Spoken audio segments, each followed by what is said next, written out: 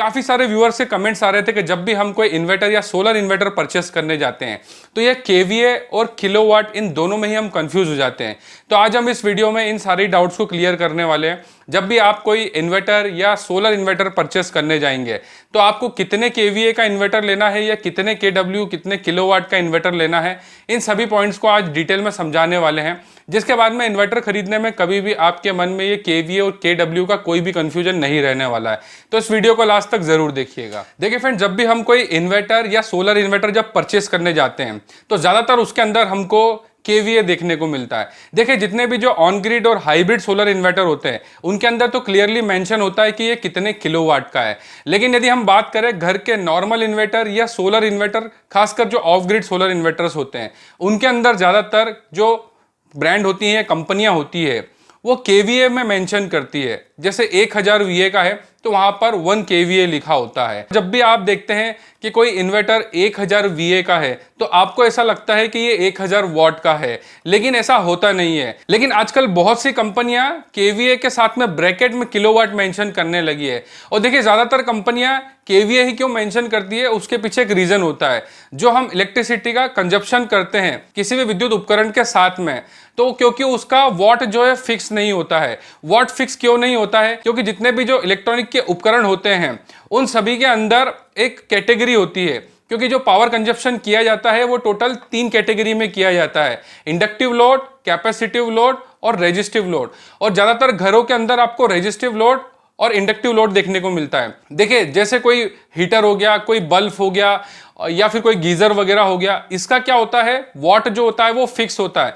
जैसे एक 100 वॉट का बल्ब है तो वो जितनी देर तक चलेगा वो 100 वॉट का ही करंट कंजप्शन करेगा। या फिर हम किसी हीटर की बात करें, अगर वो 1000 वॉट का है या 2000 वॉट का है तो वो जितनी देर चलेगा वो उतना ही वॉट लेगा जितनी उसकी कैपेसिटी है। लेकिन यदि हम बात करें जैसे कोई वाटर पंप है, वो 1 HP का है, 1 HP का वाटर पंप जो है वॉट में लगभग 750 वॉट होता है। तो इस तरह से जब वो कभी भी चलता है तो उसके ऊपर जितना लोड होता है उसके हिसाब से वो कम या ज्यादा वॉट का कंजप्शन करता है। वाटर पंप को हम 300 या 350 फीट के बोरवेल में यदि लगा देंगे, वहां पर उसके ऊपर लोड ज्यादा होगा, या उस बोरवेल के हाइट के अलावा किसी और 2 या 3 मंजिला घरों पर उससे पानी को चढ़ाया जा रहा है तो उसके ऊपर और भी ज्यादा लोड है। उस कंडीशन में ज्यादा लोड होने की वजह से वो ज्यादा वॉट का कंजप्शन करता है। और जितने भी इन्वर्टर बनाने वाली कंपनियां होती है उनको ये नहीं पता होता कि आप उसके ऊपर इंडक्टिव लोड चलाएंगे या रेजिस्टिव लोड चलाएंगे, क्योंकि दोनों का ही जो पावर कंजप्शन होता है उसका कैलकुलेशन अलग अलग होता है। इस वजह से कभी भी कोई भी इन्वर्टर बनाने वाली कंपनी कभी भी उसके ऊपर फिक्स्ड वॉट नहीं लिखती है, क्योंकि उन्हें यह नहीं पता कि आप इसके ऊपर इंडक्टिव लोड का यूज करने वाले हैं या फिर इसके ऊपर रेजिस्टिव लोड का यूज करने वाले हैं। इसलिए वो केवीए को मेंशन करते हैं, मतलब कि किलो वोल्ट एम्पियर। आप जितना वोल्ट और जितना एम्पियर का कंजप्शन करेंगे उसके हिसाब से मतलब इस इन्वर्टर की कैपेसिटी फिक्स है। ये 1000 वीए का मतलब वोल्ट एम्पियर का कंजप्शन करेगा। यही सबसे बड़ा कंफ्यूजन होता है। और केवीए से किलोवाट मतलब केडब्ल्यू निकालना बहुत ही आसान होता है। ये पावर फैक्टर के हिसाब से और एफिशिएंसी के हिसाब से निकाला जाता है। पावर फैक्टर जो होता है, खासकर जितने भी जो भी लेटेस्ट टेक्नोलॉजी के इन्वर्टर है या एमपीपीटीज जो ऑफ ग्रिड सोलर इन्वर्टर्स है, इनका पावर फैक्टर जो होता है वो 0.8 होता है। इसका मतलब ये होता है कि आप 1000 वीए को 0.8 जो कि पावर फैक्टर है उससे आप मल्टीप्लाई करेंगे तो आंसर आएगा इसका 800 वाट। लेकिन कभी भी कोई 1000 वीए का इन्वर्टर 800 वाट पूरा आपको आउटपुट नहीं दे सकता, क्योंकि इसकी जो एफिशिएंसी होती है वो इससे भी 20% कम होती है। तो जो आपका 800 वॉट निकला है उसको भी आपको 20% लेस करना होगा, जिससे कि ये लगभग आपको 600 या 650 वाट के आसपास ये एक्चुअल इसका लोड देने वाला है। मतलब कि जो 1000 वीए का इन्वर्टर होता है वो आपको मैक्सिमम 600 से 650 वाट तक का लोड दे सकता है। उसकी मैक्सिमम कैपेसिटी इतनी ही होती है। और ये मान करके चलिएगा, जब भी आप कोई नॉर्मल इन्वर्टर या ऑफ ग्रिड इन्वर्टर परचेस करने जाते हैं तो उसके अंदर आपको केवीए या वीए ही देखने को मिलेगा। 1000 वीए बराबर 1 केवीए। तो अगर कोई 5000 वीए का इन्वर्टर है, इसका मतलब वो 5 केवीए का इन्वर्टर है। और इसको आपको 0.8 से मल्टीप्लाई करना होगा, जितना उसका आंसर आएगा उससे 20% और आपको लेस करना होगा। मतलब इसकी एफिशिएंसी जो है वो आपको 80% ही मिलने वाली है। और कभी भी किसी भी इन्वर्टर का जितना टोटल लोड होता है उससे हमेशा आपको 70-80% तक ही मैक्सिमम यूज करना होता है। इससे ज्यादा का आप यूज करेंगे तो उसके अंदर बजर या कुछ भी साउंड आपको देखने को मिलेगा या हमिंग देखने को मिलेगा। इसलिए हमेशा किसी भी इन्वर्टर को उसके लोड से आपको 20% कम ही चलाना है। अगर आप पावर फैक्टर को डिटेल में समझना चाहते हैं तो हमने एक ऑफ ग्रिड सोलर सिस्टम की सीरीज वीडियो बनाई थी जिसमें पार्ट 1 to 6 वीडियोस थे। उसके अंदर आप देखिएगा हमने इन सभी बातों को बहुत ही ज्यादा डिटेल में एग्जांपल्स के साथ में बताया है, जिससे आपको समझना बहुत ही ज्यादा आसान होगा।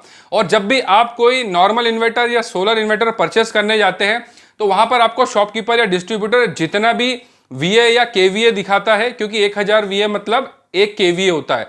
सपोज आपने वहां पर कोई 1000 VA का इन्वर्टर देखा है तो आपको 0.8 जो कि पावर फैक्टर है उससे मल्टीप्लाई करना है, आंसर आएगा 800 और उसके अंदर 20% कम करना है जो कि उसकी एफिशिएंसी होती है। मतलब कि उसको पूरा एफिशिएंसी के साथ वर्क करना है तो वो 80% ही वर्क करेगा।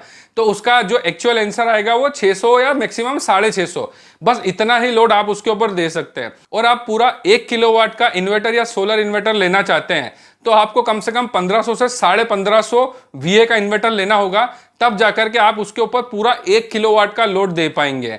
और ऐसे ही आप कभी कोई 5000 VA का सोलर इन्वर्टर या ऑफ ग्रिड इन्वर्टर या कोई नॉर्मल इन्वर्टर लेते हैं तो वो लगभग आपको 3.5 किलोवाट तक का ही लोड उठा पाएगा। मतलब 3500 वाट का ही लोड उसके ऊपर आप दे पाएंगे। देखा जाए तो एक 5000 VA के इन्वर्टर के ऊपर आपको 3000 या 3200 वाट तक का ही मैक्सिमम लोड देना चाहिए। और जो मैंने आपको एक प्रॉपर कैलकुलेशन बताया है कि जितने VA का है उसको आपको 0.8 पावर फैक्टर से मल्टीप्लाई करना है, जितना भी आता है उसके अंदर 20% लेस कीजिए, वही जो आंसर होगा वही आपका उसका एक्चुअल वॉट होगा। आप अपनी लाइफ में या अपने घर के आसपास किसी भी एक टेक्नीशियन को बहुत अच्छा बुद्धिजीवी या एक्सपीरियंस होल्डर मानते हैं तो उससे भी आप इस बारे में पता कर लीजिएगा। उसका भी जो कैलकुलेशन निकलेगा किसी भी VA से वॉट को निकालने का वो यही निकलने वाला है। उम्मीद करता हूं इस वीडियो में मैंने आपको KVA और KW दोनों के बारे में डिफरेंस बहुत अच्छे से समझा दिया है। और फिर भी आप कुछ पूछना चाहते हैं तो उस वीडियो पे कमेंट्स कर सकते हैं, हम हर एक कमेंट्स का जवाब जरूर देते हैं। पर्सनली यदि आप हमसे बात करना चाहते हैं तो आप कॉल कंसल्टेशन बुक कर सकते हैं, जिसकी लिंक हमारे हर वीडियो के डिस्क्रिप्शन में होती है। और हमारी वेबसाइट bijliforum.com से भी आप 1 क्लिक पे कॉल कंसल्टेशन बुक कर सकते हैं, जिसके बाद हमारे द्वारा कॉल किया जाता है और आपकी जो भी समस्या है उसके ऊपर डिस्कशन किया जाता है। और वैसे भी आप किसी भी वीडियो पर कमेंट्स कीजिए, हम हर एक कमेंट्स का जवाब तो देते ही हैं। विद्युत उपभोक्ता की जागृति और संरक्षण के लिए हम इस तरह के वीडियोस बनाते रहते हैं, इसलिए हमारी वीडियो को ज्यादा से ज्यादा शेयर कीजिए। वीडियो देखने के लिए बहुत बहुत धन्यवाद। जय हिंद, वंदे मातरम।